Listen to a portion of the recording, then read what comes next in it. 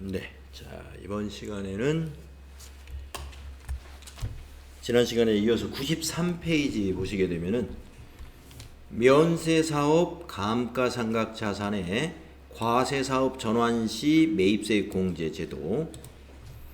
우리가 면세사업에 사용하려고 아까 지난 시간에 제가 이제 세차장 예를 들었다면은 버스를 세차하려고 세차장을 건설을 했어요. 그러면 면세사업 관련한 감가상각 자산이죠. 그 구축물이.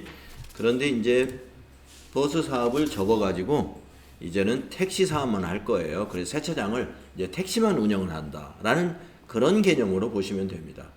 네. 그러니까 처음에 면세사업으로 사용하기 위한 건물이나 구축물이나 또는 차량 운반구 이걸 매입했다면 매입세 공제를 하나도 안 받은 거죠. 그런데 면세 사업을 이제 그만두거나 아니면 어떤 변형이 있어가지고 그 자산을 과세 사업으로 사용하게 됐어요. 그 시설을 건물을. 그러면 그때부터는 매입세 공제를 적용받을 수 있다는 거예요.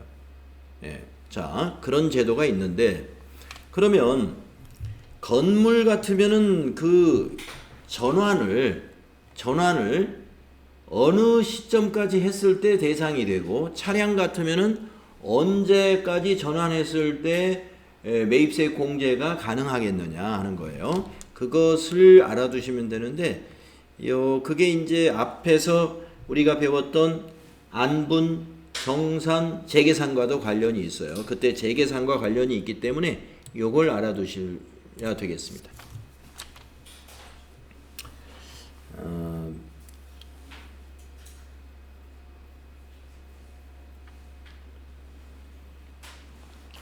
계산 방법은 그 위에 있는 표에 있는데요. 계산 방법은 거기 있는데 실제로 우리가 알아야 될 그 프로그램에 입력해야 될 것은 이것을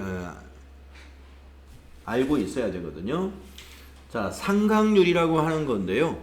건물과 구축물은 1과세기간당 5%씩 상각합니다.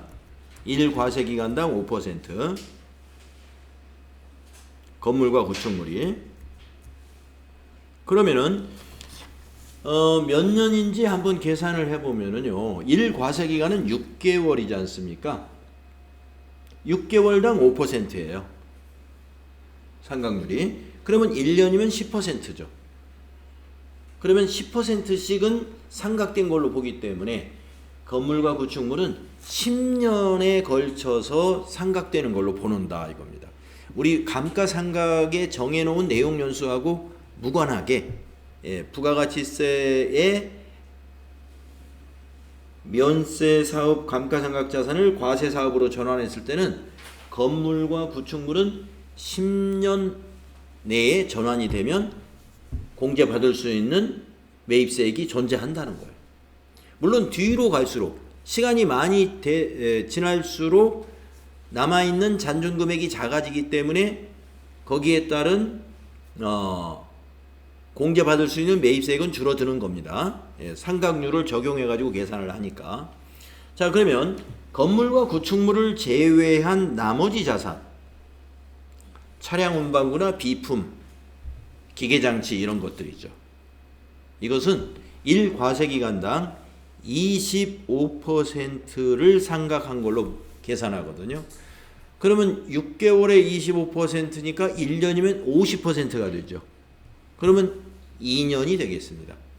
그러니까 건물과 구축물을 제외한 차량이나 비품이나 기계장치는 2년 후에 만약에 면세 감가상각자산을 과세로 전환했다 하더라도 공제받을 게 없는 거예요. 2년이 지나면. 그러니까 아까 시간에 예를 들은 만약에 세차장이다 그러면 구축물이라고 본다면 구축물은 10년 내에 이제 과세사업으로만 전환하겠다라고 하면은 10년 안에는 매입세 공제받을 게 존재한다 이렇게 보시면 되겠습니다. 그래서 여기 있는 이 상각률을 기억해 두셨다가 나중에 실무 수행할 때 이 데이터를 사용할 거예요. 그리고 실제 우리가 실무 수행 문제에서는 이거는 출제하지는 않습니다. 면세 사업의 감가상각 자산을 과세 사업으로 전환했다. 이거에 대한 부가세 신고를 반영해라. 이 문제는 출제하지는 않아요. 이 제도가 있다는 건 여러분 알아두시는데 TAT 2급 시험에서는 지난 시간 마지막에 설명한 안분과 정산, 재계산으로 우리가 연습을 나중에 실무 수행에서 할 겁니다. 나중에 이제 그 부가세 신고서에 그걸 반영을 시키고 그것과 관련된 회계 처리를 해보면 좀 더 이해가 잘 될 거라고 봐요. 자, 이론에서는 이렇게 정리하고 다음 94쪽으로 가면은 세금 계산서에 대한 설명이 나오는데 요 FAT 1급에서 세금 계산서에 관한 이모저모를 다 공부한 내용이고요. 다음 95페이지에 보면은 영수증에 대한 설명이 나오는데 이것 또한 영수증을 발급할 수 있는 사업자에 대해서도 FAT 1급의 부가가치세 이론 때 다 포함된 내용입니다. 다음 97페이지에 가면은 부가가치세 신고 납부에 대한 정리가 되어 있는데 신고 납부 역시 FAT 1급에서 다 정리가 된 내용이고요. 다음 페이지에는 환급, 부가가치세 매입세액이 더 많을 때 환급 받고요. 그 다음에 영세율 사업자는 부가가치세 신고할 때마다 환급을 받게 되겠죠. 일반 환급제도와 조기 환급제도 설명해 놓은 표인데 이것도 FAT 1급 교재에서 다 정리가 되어 있는 표입니다. 자, 이제 가산세 추가된 내용입니다. 우리가 이 가산세가 FAT 1급에서는 이론에서 전혀 내용이 없었습니다. 근데 우리 TAT 2급에서는 가산세가 이론에 추가가 됐는데요. 실무 수행에서는 나오지 않느냐? 안 나와요. 실무 수행에서는. TAT 1급에서 부가가치세 신고서에 가산세를 계산하라는 것은 TAT 1급 부가가치세 문제로 출제를 합니다. 그래서 우리 여러분들은 TAT 2급을 응시하는 분들이니까 가산세는 이론적인 것만 준비하시면 돼요. 자, 그러면 가산세가 거기 98쪽부터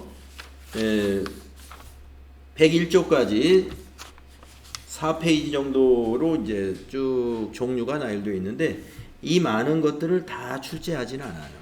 그래서 그동안 가산세에 대해서 시험에 출제되었던 항목만 제가 여러분에게 이거는 또 나올 수 있습니다라고 알려드릴 테니까 그 가산세율만 기억을 해주시면 되겠습니다. 자, 그러면 어떤 종류들이 있는지 쭉 살펴봅시다.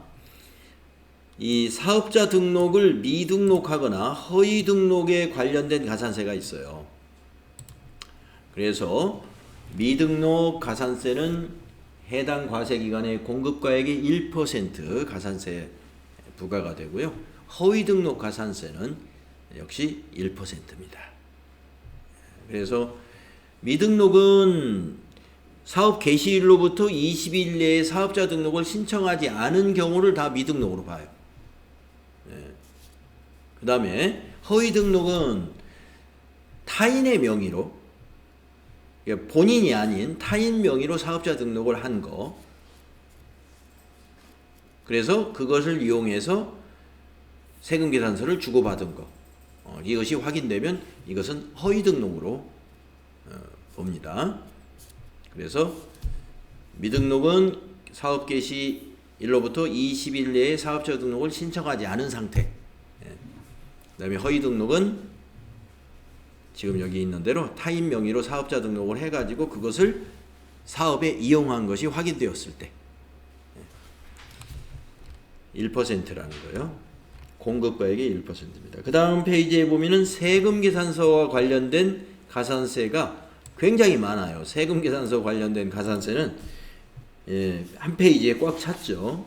근데 이 중에서 맨 위에 있는 두 가지가 시험에 나온 적이 있기 때문에 또 나올 확률이 있는 거예요.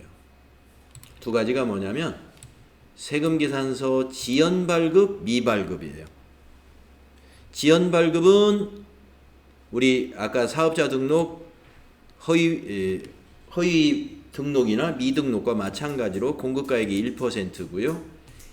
세금계산서를 미발급했을 때는 2배, 공급가액이 2%라는 거 기억하십시오. 자, 그러면 요 기준을 알아야 되는데, 기준은 지연발급이라는 것은 언제까지 발급했을 때 지연발급이냐, 여러분이 알고 있어야죠. 자, 여러분 세금계산서는 원칙적으로 공급일에 발급하는 게 원칙인데요. 나중에 발급해도 되는 제도가 있죠. 월합계 세금계산서. 그렇죠?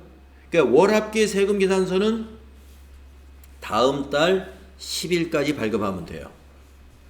그렇다면 정상 발급은 다음 달 10일까지라고 볼 수가 있어요. 자, 그러면 지연 발급을 보겠습니다. 설명을 한번 읽어볼게요. 세금계산서의 발급 시기가 지난 후라고 했는데, 이 지난 후라는 건 언제가 지난 걸로 봐야 돼요? 공급일이 지난 것이 아니라 공급일에 다음 달 10일이 지난 거예요.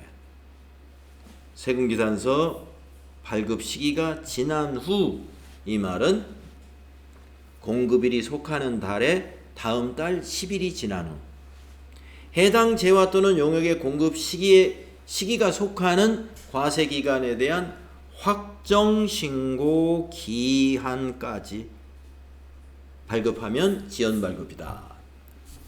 네. 자, 그러면은 확정신고 기한까지 발급해라. 확정신고 기한까지. 자, 그러면은 지금 우리가 부가가치세 지금 오늘이 10월 2일인가요? 네. 자, 10월 2일 날 공급한 거래가 있다면은 세금계산서 발급은 월합계 세금계산서를 이용했다 그러면 11월 10일까지 발급해야죠. 그러면 이제 정상 발급입니다. 그러면 10일이 지나버리면 그때부터 지연 발급에 해당이 돼요. 그럼 우리 확정 신고 기한은 언제냐면은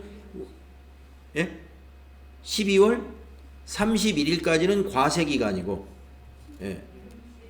1월 25일이 이제 확정 신고를 해야 되는 기간이죠. 그래서 1월 25일까지 부가세를 신고하는데, 그 신고하기 전에 세금계산서 발급해가지고 신고하면 된다 이거예요. 그때까지는 뭐예요? 지연 발급으로 본다. 지연 발급. 네, 그거 알아두시고요. 그럼 미발급은 이제 자연히 해결이 되죠. 미발급은 그때까지 발급 안 한 거예요. 자, 세금계산서 발급 시기가 지난 후 재화 또는 용역의 공급 시기가 속하는 과세 기간에 대한 확정 신고 기한까지 세금계산서를 발급하지 아니한 경우를 미발급이라고 한다. 네. 그래서 지연발급의 기준, 그리고 지연발급을 벗어났으면 이제 미발급이 된다.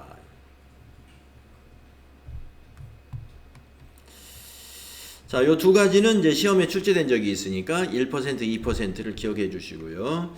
그 다음에 이제 세금계산서 관련해 가지고요. 세금계산서 부실기재는 1%, 가공세금계산서 발급은 3%. 제일 센 겁니다. 공급가액에 우리 부가가치세 가산세 중에서 공급가액의 3%다 그러면 가산세가 굉장히 높은, 가장 높은 가산세.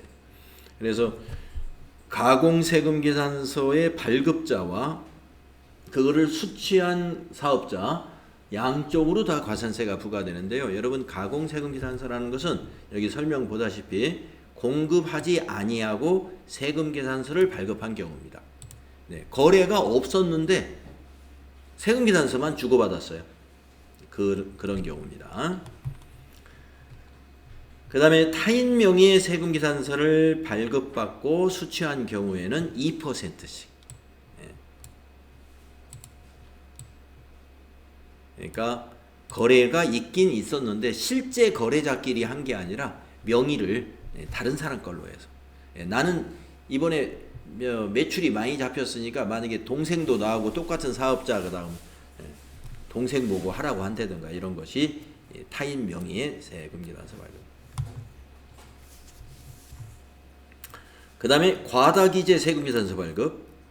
그것을 발급한 자와 수취한 자 과다기재한 금액의 2%씩 이런 제도가 있습니다. 그래서 세금계산서의 발급은 가장 정확하고 그 다음에 발급 시기까지 다음 달 공급일 내에 속하는 달에 다음 달 10일까지는 발급해야 된다. 이렇게 알고 계십니다. 다음 페이지 넘어가시면은 매출처별 세금계산서 합계표 관련 가산세가 있어요. 우리가 이제 그 앞에 표에서는 세금계산서 관련됐고 이번에는 세금계산서 합계표 관련 가산세인데요. 합계표를 미제출하면 공급가액의 0.5%, 합계표를 부실기재해가지고 부실기자라는 것은 합계표에 그 서식이 있잖아요. 그 서식에 맞지 않으면 부실기재가 됩니다. 0.5%. 지연제출 0.3% 이런 세금계산서 합계표 관련 가산세가 또 있어요. 그 다음에 매입처별 세금계산서 합계표에 대한 가산세도 있습니다. 방금 거는 매출처별이고 이거는 매입세금계산서 건이에요.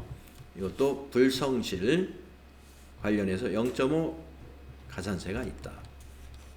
다음은 전자세금계산서 관련된 가산세가 따로 있습니다. 전체적으로 세금계산서라는 것은 종이와 전자를 다 포함하는 내용이에요. 아까 지연발급, 미발급 1%, 2%가 전자든 아니면 종이든 똑같이 적용되는 거고요. 지금 여기 5번에 있는 것은 전자세금계산서 발급 의무자에게만 적용되는 거죠. 지금은 뭐 이미 법인이 다 의무자이고 개인사업자들도 대부분은 다 전자세금계산서 발급 의무자가 현재는 됐어요. 그래서 종이세금계산서를 발급할 수 있는 개인사업자는 그렇게 많지 않습니다. 현재 아주 규모가 작은 개인사업자들만 종이세금계산서 발급할 수가 있죠. 자, 그런데 전자세금계산서 발급 대상자들에게만 해당되는 가산세가 시험 문제에 나온 적이 있었다 이거예요. 첫째, 전자세금계산서의 그 발급 명세를 국세청에 전송을 해야 된다는 규정이 있거든요. 그 법률 규정이 있는데 그 전송을 불성실하게 하거나 안 하면은 가산세가 붙어요. 여기서 불성실 좀 애매하잖아요. 여기 그러니까 여기는 뭐냐면 첫 번째 거 요게 지연 전송이에요.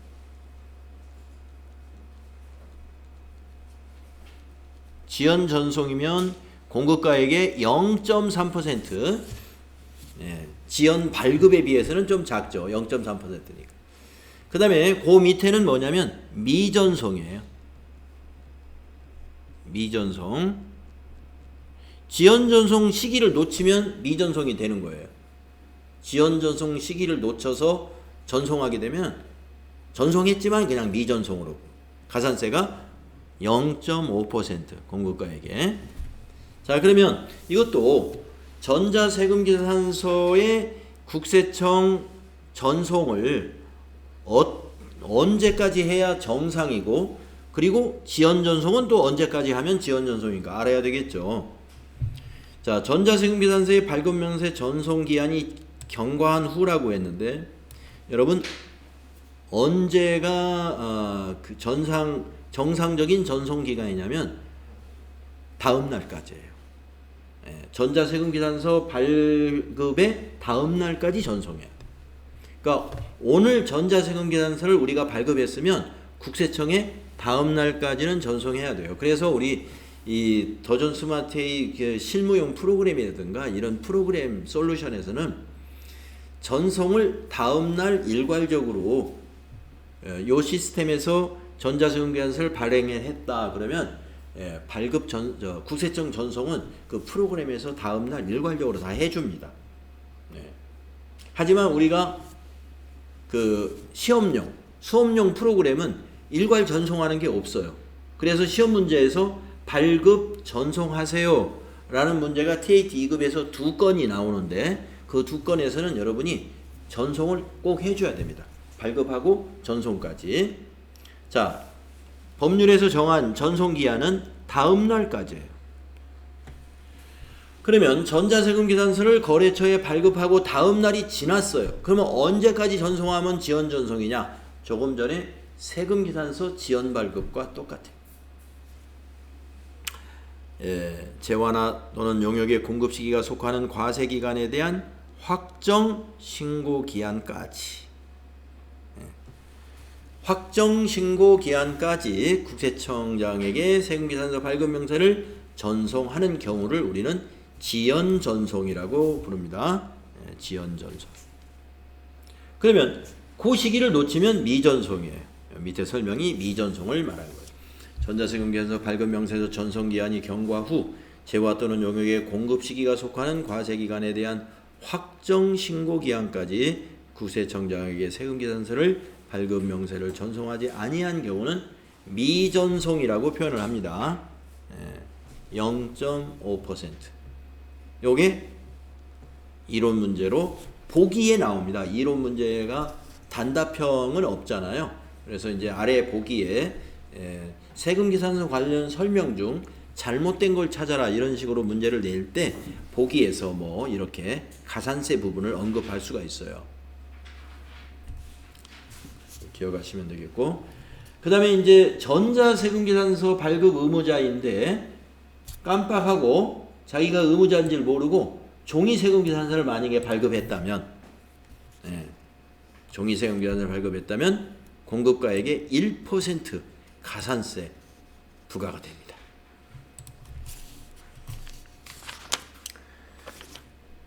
네, 그 다음에 이제 다음 페이지 6번의 항목을 보면은 이제 신고 관련 가산세들이 있는데요. 부가세 신고 기간에 신고를 아예 안 했다 하면 무신고가 되고요. 신고를 기간에 했는데 누락하고 신고했다.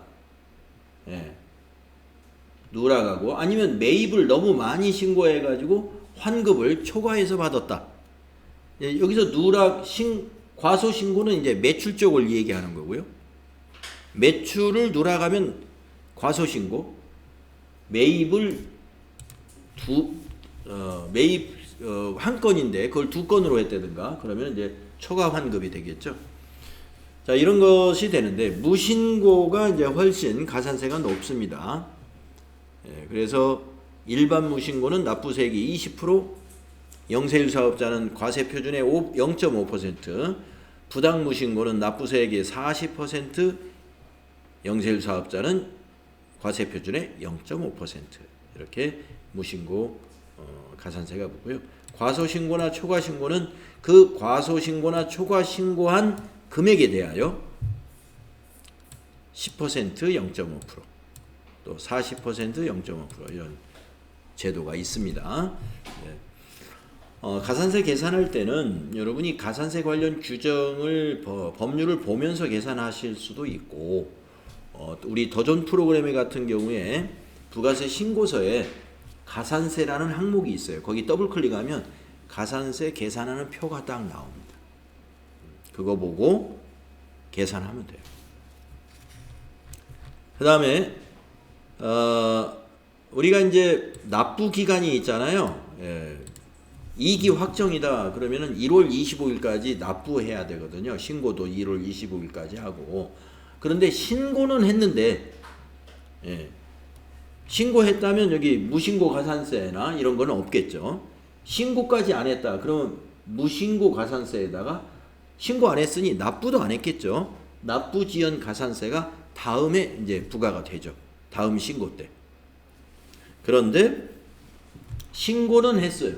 근데 돈이 없어서 은행에 납부는 못했습니다. 그러면 납부 지연 가산세만 또 붙어요. 이건 이제 이 날짜 수를 계산해 가지고 기간을 계산합니다. 언제까지 납부해야 되는데 납부를 늦게 했으면 그 날짜를 입력하면 그 프로그램에서 일수가 계산됩니다. 그래서 미납한 세금의 곱하기 기간 곱하기 만분의 2.2로 현재 적용되고 있고요. 요 요율은 요 만분의 2.2냐 만분의 2냐 하는 것은 그 이자율 있죠. 우리 표준 이자율에 따라서 국세청장이 이건 정합니다. 그때 달라질 수 있다 이거죠. 네. 신고하고 나서 그 과산세에 대한 할인은 체결. 신고하고 나서 네, 과산세에 대한 할인? 네.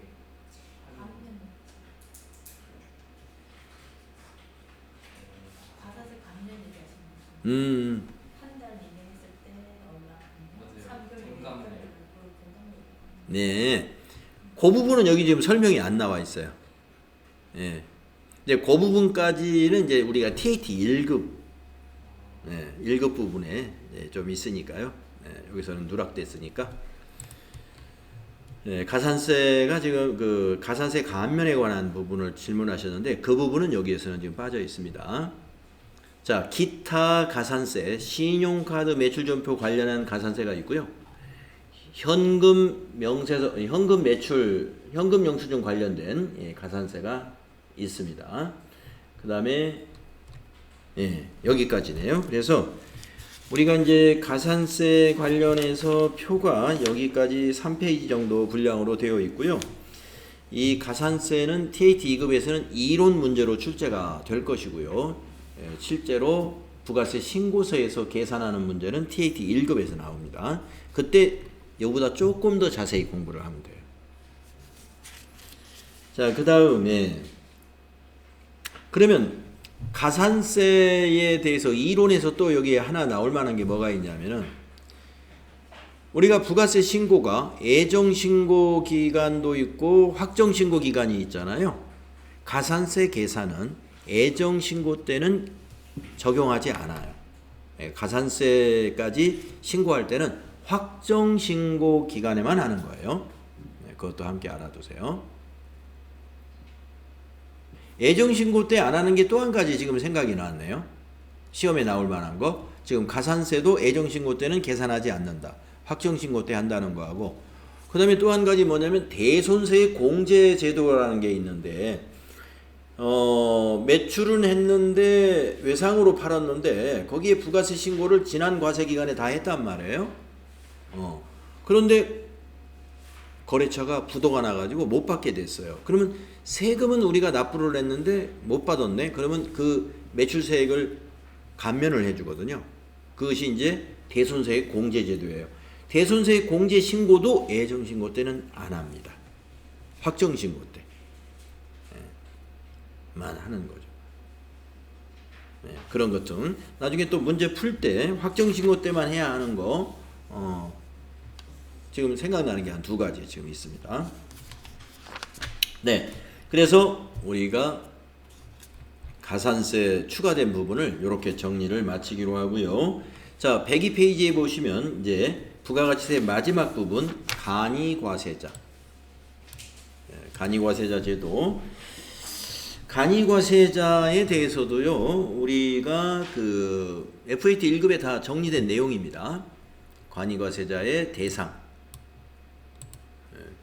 직전 연도의 재화와 용역의 공급 대가의 합계액이 1억 400만원 미달에 해당되는 개인사업자.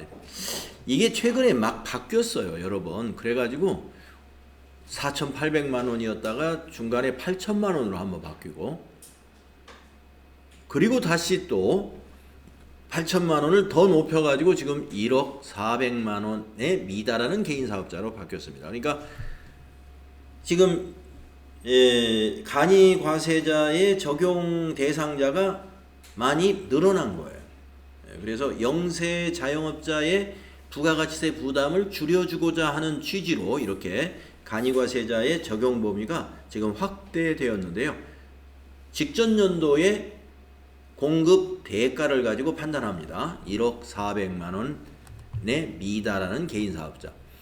근데 이 간이과세자에서는요, 과거에 이제 직전 연도 매출액이 4,800만 원에 미달하는 경우에는 전부 다 세금 계산서를 발급할 수 없었거든요, 간이과세자가. 그런데 지금은 그렇지가 않아요. 지금 여기 지금 1억 400만 원, 또 과거에 8천만 원 이렇게 증액을 했기 때문에 세금 계산서 발급에 대해서 조금 혼동이 있을 수 있어요. 그래서 그 부분만 좀 체크를 한번 해보겠습니다. 간이과세자의 세금 계산서 발급에 대한 거. 그게 어디에?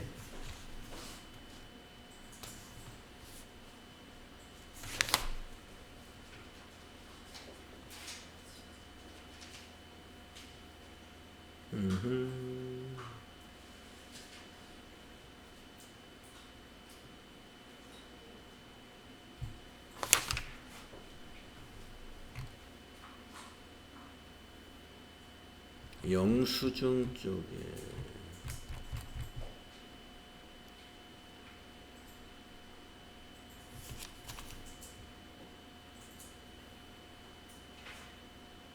그 부분이 정리된 건 없네요.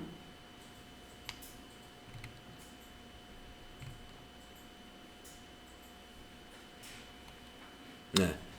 그러면 그냥 구두로 설명드릴 수가 있겠는데요. 자, 간이과세자 중에서 우선 요 표를 보면서 그러면 말씀드릴까요? 저기 맨 마지막에 104페이지에 있는 표를 보시면은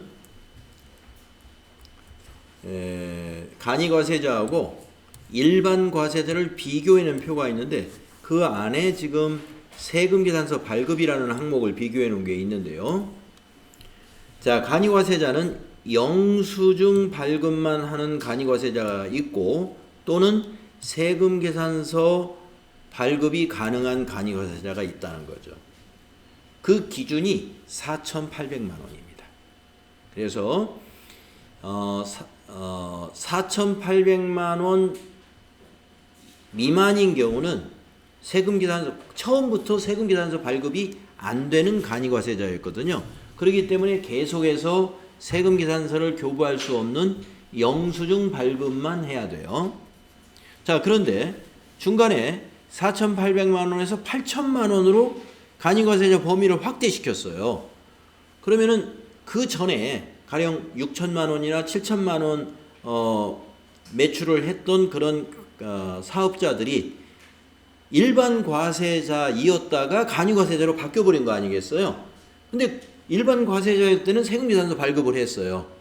그런데 간이과세자 범위에 들어가니까 세금계산서 발급을 못하게 하게 되면은 그것으로 인해서 피해가 되는 부분이 있거든요. 그래서 4,800만 원을 초과하는 간이과세자는 과거처럼 세금계산서를 발급하는 간이과세자가 된 거예요. 네, 아시겠죠? 그래서 간이과세자 중에는 세금계산서 발급이 가능한 간이과세자가 있다. 네, 그거는 과거의 기준으로 우리가 4,800만 원으로 기준이 정해져 있는 거예요. 네, 그거 알고 계시고. 그리고 일반 과세자는 세금계산서 교부, 물론 영수증도 교부가 가능합니다만은 영수증 일반 과세자는 모든 사업자가 세금계산서 발급이 가능합니다. 영수증도 발급은 가능합니다만은 모두가 가능하고 간이과세자 중에서는 세금계산서 교부가 안 되는 간이과세자가 있다. 그거는 공급 대가 기준 4,800만 원 미만인 간이과세자다. 요거 알고 계시면 되겠습니다. 자, 이 표도 굉장히 유용한 표가 되겠습니다. 우리 부가가치세 과세 사업자 안에는 과세 사업자가 이렇게 나누어지잖아요. 간이과세자와 일반 과세자로. 그래서 부가가치세 과세 사업자의 여러 가지 그 중요한 특징들 정리했으니까 적용 대상을 한번 볼까요? 직전 연도 공급 대가가 요 8천만 원을 아직 안 고쳐놨네요. 이 표에서는. 네. 자, 2024년도 8천만 원이 아니고 1억 400만 원으로 고쳐놓으시면 되겠습니다. 1억 400만 원 미만인 개인 사업자. 그 다음에 과세기간은 간이과세자는 1월 1일부터 12월 31일이고요. 일반 과세자는 1기, 2기 6개월씩 구분이 되고요. 과세표준을 간이과세자는 공급 대가를 과세표준이라고 합니다. 일반 과세자는 공급가액이고, 납부세기 구조가 간이과세자는 공급 대가에다가 부가가치율이라는 것을 정부에서 정해놨어요.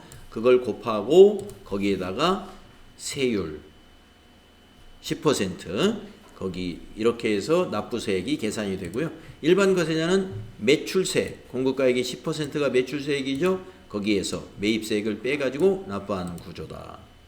자, 세금계산서 얘기는 아까 했고, 세금계산서 수취에 대해서 간이과세자는 수취한 세금계산서의 10% 그 부가가치세를 전부 공제해주지 않아요. 예. 공급대가의 0.5%를 공제해줍니다. 하지만 일반 과세자는 매입세액 전부를 공제해주죠. 대손세액 공제가 간이과세자는 적용을 해주지 않아요. 간이과세자는 장부의 신빙성이 떨어지기 때문에 아마 그런 것 같고요. 예, 일반 과세자는 대손세액 공제가 적용됩니다. 의제매입세액 공제, 아까 우리 이론에서 중요한 부분이라고 설명을 했었는데, 예, 의제매입세액 공제 적용받을 수 없어요. 간이과세자. 예, 일반 과세자는 적용이 가능합니다. 그래서 이제 영세한 식당의 경우에 과거에 의제매입세 공제를 받을 수 있었는데, 이게 지금 의제매입세 공제를 받을 수 없게 된 것도 이 적용 대상하고 관련이 있어요. 적용 대상하고. 과거에는 4,800만 원 기준이었을 때는 간이과세자도 의제매입세 공제를 해줬어요. 그런데 지금 대폭 늘려놨잖아요. 적용 대상을 늘려서 부가가치세 부담을 많이 줄여놨기 때문에 의제매입세 공제는 빼버렸어요. 간이과세자는. 그런 점이 있고, 납부의무 면제 제도가 일반 과세자는 아무리 소액이어도 다 납부를 합니다만은 간이과세자는 과세기간의 공급 대가가, 그러니까 여기서 과세기간은 1년치를 말합니다. 우리가 일반 과세자의 과세기간은 6개월이지만 간이과세자의 과세기간은 1년이에요. 그래서 1년의 매출액이 4,800만 원 미만일 때는요, 신고는 합니다만은 계산된 세금을 납부하지 않습니다. 면제제도가 있다. 그 다음에 포기제도. 간이과세는 포기를 할 수 있습니다. 간이과세를 포기하고 일반 과세자로 갈 수가 있는데, 일반 과세자는 포기제도가 없다는 거 알고 계시면 되겠어요. 영세율의 경우에, 수출할 경우에 간이과세자가 수출하면은 영세율 적용을 받는가? 이거 한번 생각해 볼까요? 받습니다. 영세율 적용은 간이과세자든 일반 과세자든 영세율 적용받을 수 있어요. 수출하는 경우에. 자, 여기까지 해서 우리 부가가치세 이론에 추가된 내용을 중심으로 해서 정리를 했는데, 1시간이면 되지 않을까 했는데 이것도 2시간 가까이 걸렸어요. 자, 여기까지 하고요. 우리가 이제 여러분 좀 지루했습니다만 이제 소득세 이론 하나만 남겨놓고 있습니다. 그래서 우리가 소득세 이론은 한 일주일 정도, 그러니까 한 8시간 정도 정리하면 끝날 거예요. 그래서 우리가 다음 주에 7일, 8일, 10일이 다음 주 수업인가요? 그래서 다음 주는 이제 그 9일날 한글날이 있기 때문에 그 다음 주 월요일이나 화요일까지는 이론이 갈 것 같습니다. 그래서 이제 우리가 10월 15일이나 16일 경에 실무 수행으로 넘어갈 거다, 이렇게 예측할 수가 있겠네요. 뒤에 또 유형별 연습 문제 좀 정리도 해야 되니까 하루 정도 더 걸릴 수도 있겠네요. 우리가 이제 본문에서 해결되지 않은 거 유형별 연습 문제에서 좀 해결을 해야 되기 때문에, 유형별 연습 문제까지 하려면 하루 이틀 더 늘려 잡는 게 좋을 것 같아요. 자, 여러분 수고했습니다. 네, 주말 잘 보내시고요. 다음 주 월요일 날 뵙겠습니다.